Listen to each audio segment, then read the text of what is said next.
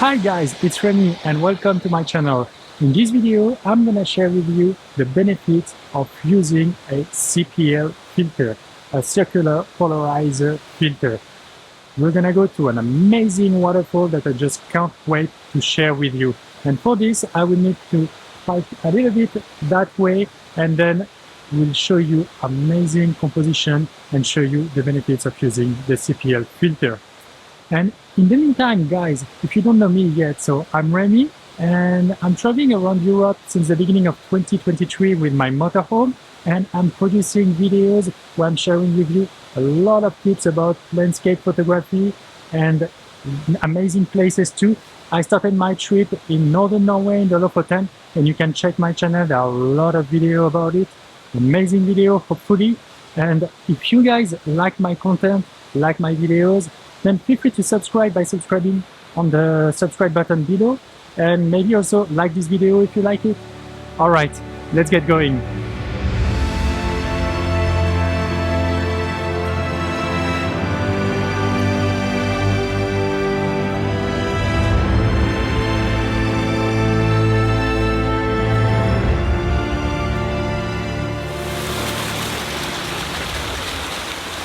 All right, I know what you guys might think, and that's not the waterfall I want to show you. Now, this is just a small one which is on the way, and this is actually a wonderful place here.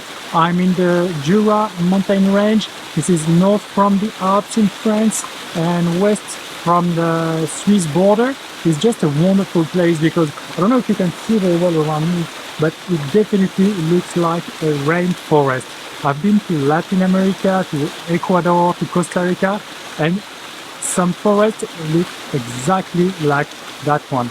So it's just a wonderful place, and I can't recommend it enough if you want to visit and have some peace, because it's not so well known and therefore not too crowded. So just amazing for peaceful relaxation, walks and visitations in general. Let's get back to our main topic, the CPL filter. And what is a CPL filter? This is it. This is a circular filter which you put on your camera, and then you turn it around, and what it does is that it removes the flares and glares on water and surfaces in general, which helps to bring colors and structures to your pictures.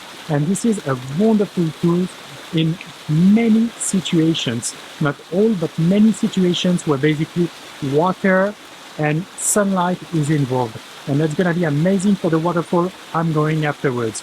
So basically I am having here a 72mm Oya filter, which is the one I'm using on my ultra wide angles, the XF10 to 24 that I'm usually using. And the big advantage I have is that since it's a 72mm, and the 72mm it's my biggest lens, my biggest diameter on the lens, then I can also use some step-up rings that I use on other lenses. So I basically need only one filter that I use on other lenses, and that's something I can recommend you if you want to first travel light and also limit your budget. So yeah, something really amazing. Another thing is I recently won an AIDA filter competition, so I was on the first place, so thank you AIDA for this. And I won one CPL filters and some other filters, and I'm just like truly looking forward to use them. Since I'm not at home now, I could not get them, but I'm gonna receive them next week normally, and I'm really looking forward, and I'm gonna make some tests so that you guys can also judge by yourself if these are good filters or not.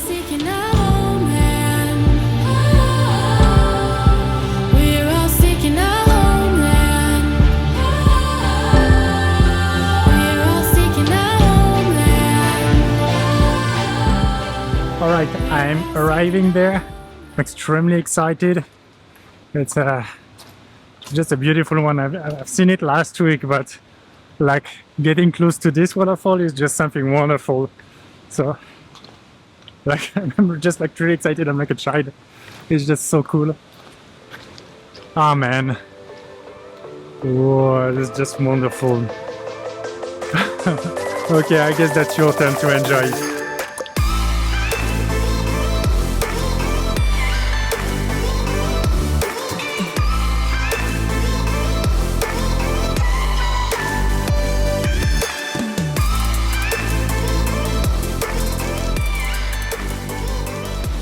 an amazing place. Isn't this very beautiful? Yeah, I guess so. I mean, I'm so amazed I found that one. It's really cool. All right, so let's talk CPL, polarizer filter.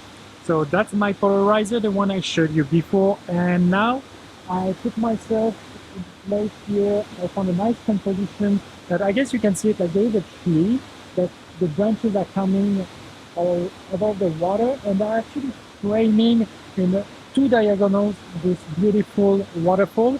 And so I'm using now my telephoto lens, which is it's a 55 to 200 millimeters from Fuji, and by putting myself right in the middle, I do have the diagonal frame, so that's fairly cool.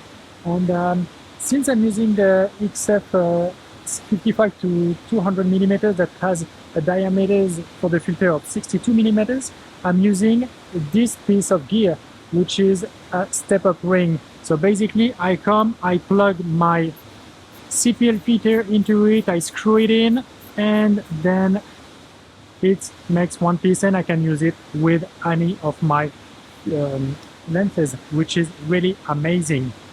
Since I'm shooting close to a waterfall, there's always a little bit of water moving around and some little droplets of water.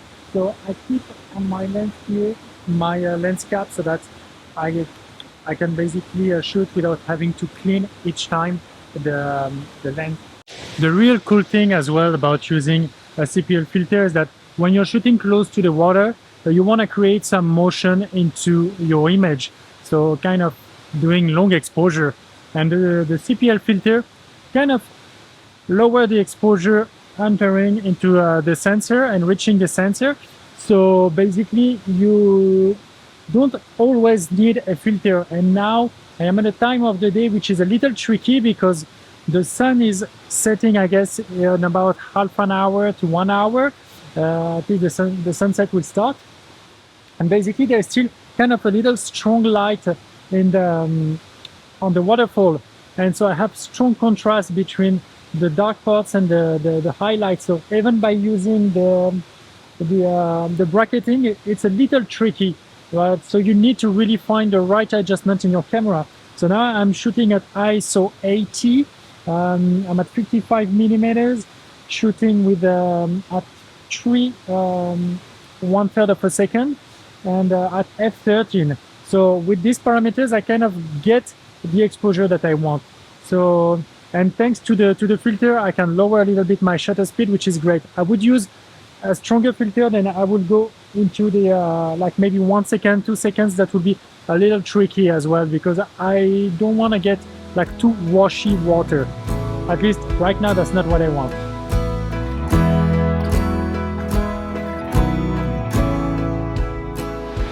I'm now getting really serious about it. I put on my ultra wide angle lens, my XF 10 to 24 millimeters on Fuji, and this is really exciting lens for this type of landscape here, because we've got some leaves, we've got some water flowing around, we've got kind of a tall waterfall on the background. So there are like all the elements to play very well with a wide angle lens, whether you're shooting in landscape orientation or in portrait orientation, sorry.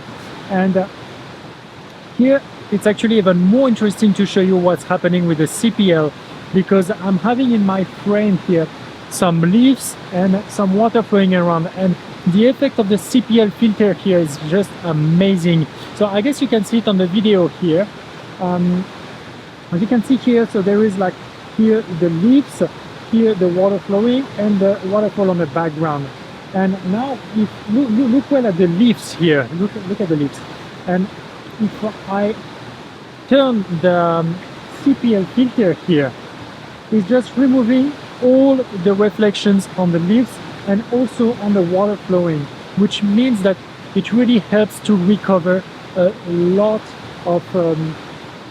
of details, and it kind of flattens and balances a little bit the image in terms of light, which makes it like much easier to post-process afterwards and not having like very heavy contrast. So that's definitely something great. So let's check again like how it was originally, like without CPL filter, and once you put it on and you activate it. And so that's one of the main reasons why you want to use a CPL filter. And by the way, guys, if you are using one, like let me know, like are you using one? Do you like it? Do you use it often? Would be nice to know in the comment section how much you are using it, how frequently you are using it. That would be amazing.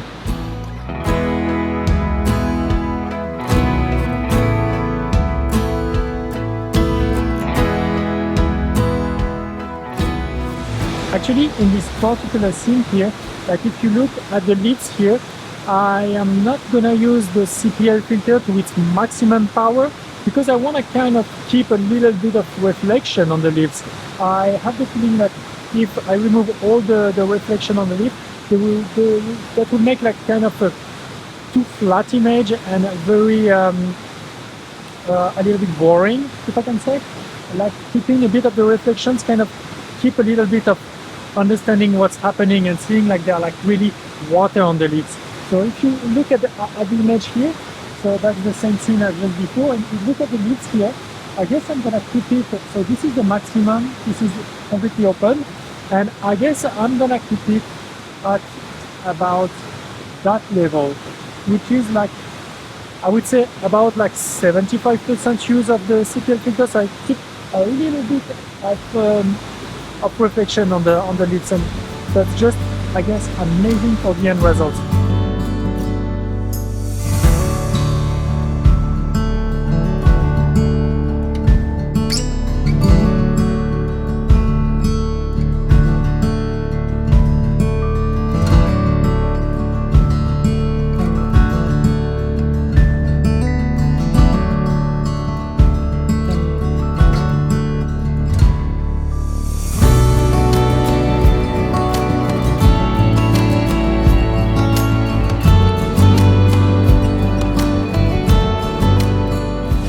Here is the second waterfall that is just aside from the other one.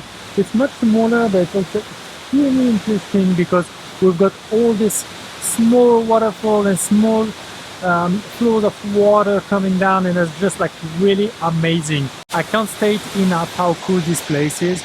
I could spend a full day here and not being bored because like there are like still flowers blooming, there are like a lot of stones that you can play with, a lot of stuff that you can do with foregrounds. And by the way, guys, if you're interested in knowing a little more about foregrounds and how you can manage them a little bit more, then I created a video that you can check here that was in Senya Island, when I'm sharing with you some few tips about the foregrounds and how to look for them.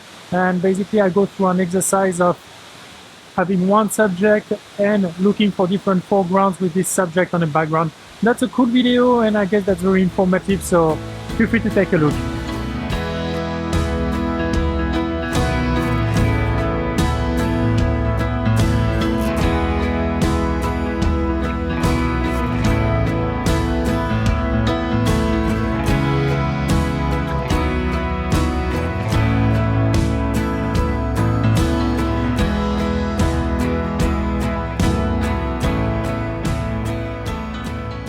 I'm back in my motorhome, and I actually thought that I would share with you 3 pictures I took at the waterfall where there are like differences in terms of how to use the CPL. So the first picture is a picture where using the CPL is kind of mandatory because it really improves the picture. The second one is a picture where using the CPL at full capacity was maybe not totally necessary. And the third one is using the CPL was actually not fully mandatory. So using it or not using it really will not make so much difference. So I'm going to switch to the computer and let's look at this. So this is the first picture I took where, in my opinion, the CPL here is really mandatory. So if we look at the bottom of the picture, we have like strong reflection here on the left-hand side, which is the one without the CPL. Strong reflections on the leaves, strong reflection here on the wood, and as well on the wall behind the waterfall, and that kind of mixes up the waterfall with the wall on the background. And if we look at the one where I use the CPL filter here, like definitely, so first of all, the colors are much more saturated, and the reduction of reflection really makes a huge difference in my opinion. It makes the picture much smoother, much more balanced and less aggressive. So here it's definitely something useful. And on the wall, on the background here, there are like much less reflection here on the highlight on the sun, and also on the back of the waterfall. And also one thing important to note here is that on each of the pictures I'm going to show you, the post-processing is exactly the same. I just did a copy paste of the processing. It's just the picture I took, one with the CPL and one without. Now the second picture, it's the one I took where there is like a strong leaf on the foreground, like a strong foreground, like which is really imposing, with the waterfall on the background. There was still kind of strong sun, but the strong sun was still on the waterfall, not on the foreground. And we can see here that actually I used the CPL at full capacity. And if we look at the original picture, which is the one on the left hand side again, where the CPL was not used, then there are like some reflections on the leaves that are like, in my opinion, too strong, and all on the green part here, on all the leaves and the grass here, the use of the CPL is very useful. But on the water, I kind of like it, the bit of stronger reflection. So maybe I could have combined the two pictures, because when we look on the right hand side, I really like the leaves here, the fact that there is no reflection, or just a little bit on the foreground here, because they were like fairly strong. And on the water, I would have actually liked it if they were like the reflection was a little stronger. So I think a combination of those two pictures would actually have made something interesting, or using the CPL maybe at only 75% capacity, for example. And the third picture, this is that one, which I really like the photograph in general. I just think that the use of the CPL here was really not fully mandatory. So as we look here in the water on the left hand side, which is the picture without the CPL, then we see that the reflection here is fairly strong, but still totally acceptable in the water. And it has been removed on the right hand side. And in my opinion, I actually like it more with without the CPL, because it adds a lot of motions in the water, some motions which makes it really interesting and much more dynamic. While here it makes it a little flatter, although it's a nice picture, it still makes it flatter, which I think is a bit a shame. And on the background, the reflection really doesn't pose a problem here. Maybe here on the right hand side leaves, we have a little more saturation of the greens, but well, I think it's still acceptable, and this can maybe even be corrected in post-processing, which I didn't do here. So that's pretty much it for these pictures, and I think these are like 3 good examples on how to use the CPL and how you can play with the CPL when you are on site. So I really hope this video was useful for you and that you learned something, and with that, I wish you good luck with your photography and see you next week for new adventures.